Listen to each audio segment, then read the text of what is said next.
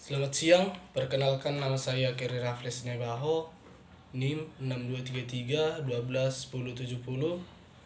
kelas PKWF, mata kuliah Kepemimpinan. Topik yang saya akan presentasikan di sini yaitu tentang pemimpin yang cerdas atau the leadership. Yang pertama itu, apa itu pemimpin yang cerdas? Sebelum ke pembahasannya, kita harus tahu apa yang masuk dengan pemimpin, kepemimpinan, dan juga cerdas. Yang pertama itu pemimpin. Pemimpin itu adalah orang yang memimpin kelompok 2 orang atau lebih, baik organisasi maupun keluarga. Yang kedua, kepemimpinan.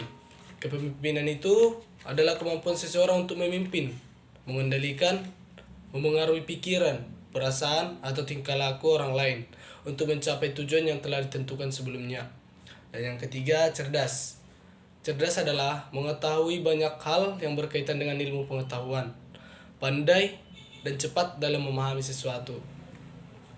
Jadi kesimpulan dari pengertian-pengertian di atas, yang pertama, pemimpinnya cerdas. Pemimpinnya cerdas itu tidak asal membuat keputusan dan tidak saling bertindak, tapi ia akan mempelajari setiap hal secara detail agar tindakannya tidak menciptakan kesalahpahaman.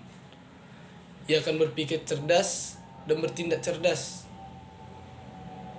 Bertindak dalam ketidakpastian dan keraguan. Yang kedua, pemimpin cerdas itu harus mampu membuat strategi. Strategi yang masuk di sini merencanakan dan menentukan mana yang harus didahulukan. Jangankan memimpin sesuatu yang besar, yang sederhana saja memerlukan kemampuan berpikir. Membuat sesuatu yang sederhana tidak memakai strategi tentu akan gagal, apalagi untuk memimpin sesuatu yang besar. Jika seseorang tidak mampu menentukan mana yang harus didahulukan terlebih dahulu dan tidak mampu merencanakan, itu ciri orang yang lemah dalam kepemimpinannya. Yang ketiga, pemimpin cerdas akan selalu merenung dan bertanya kepada pengetahuan diri terbaiknya sebelum mencari solusi yang andal. Ia juga akan selalu memastikan tentang sebuah tindakan yang baik dan yang tidak baik.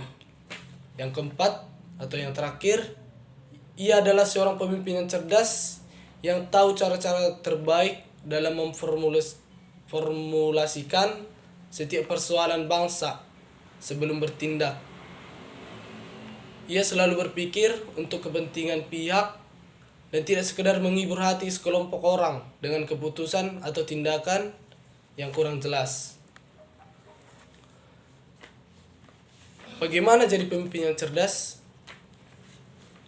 Kecerdasan itu terbagi atas 3. Yang pertama intelektual, yang kedua emosional, dan yang ketiga spiritual. Apa sih yang dimaksud dengan kecerdasan intelektual? Kecerdasan intelektual yaitu kemampuan mental orang untuk berpikir logis, melakukan pertimbangan, problem solving, atau yang biasa kita sebut dengan memecahkan masalah, dan membuat rencana. Dan kecerdasan emosional, kemampuan mengenali perasaan diri sendiri dan perasaan orang lain, kemampuan memotivasi diri sendiri, dan kemampuan untuk mengelola emosi dengan baik pada diri sendiri dan dalam hubungan dengan orang lain. Dan yang ketiga itu spiritual. Di sini kecerdasan seseorang dalam mengembangkan akal budi, sehingga dia mampu mengolah pikirannya sendiri, memahami segala hal yang baik berkat ketajaman pikirannya. Dan berikutnya itu definisi cerdas. Definisi cerdas ini ada tingkatan cerdas. Yang pertama dia tahu, yang kedua paham, dan yang ketiga terlatih. Tahu ini identik dengan belajar, dan paham ini identik dengan analisis, yaitu menganalisa bagaimana pergerakan-pergerakan kepemimpinan yang harus dilakukan dalam sebuah organisasi ataupun kelompok. Dan yang ketiga itu terlatih, identik dengan persisten atau dilakukan terus menerus, tidak hanya sekali melainkan diulang-ulang.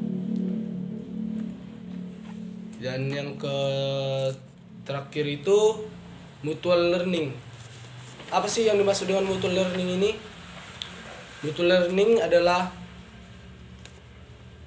pemimpin harus bisa membangun atau menciptakan situasi dan kondisi untuk belajar bersama guna untuk memfasilitasi pertukaran informasi, pengalaman, pembelajaran, serta untuk mendukung dan meningkatkan ilmu pengetahuan.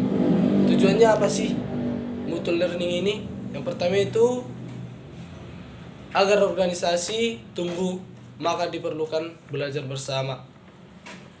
Contohnya krisis. Krisis ini kita harus memerlukan atau memahami masalah dengan penanganannya. Apa situasi yang dihadapi. Dan dalam merumuskan ini diperlukan rapat. Rapat ini tidak hanya mengandung seseorang, melainkan lebih dari 2 orang. Agar organisasi tumbuh, diperlukan belajar bersama. Sekian yang bisa saya presentasikan. Dari kesimpulan yang saya presentasikan sebelumnya itu, dapat saya simpulkan, tim smart leader yang baik memiliki tim yang baik. Terima kasih.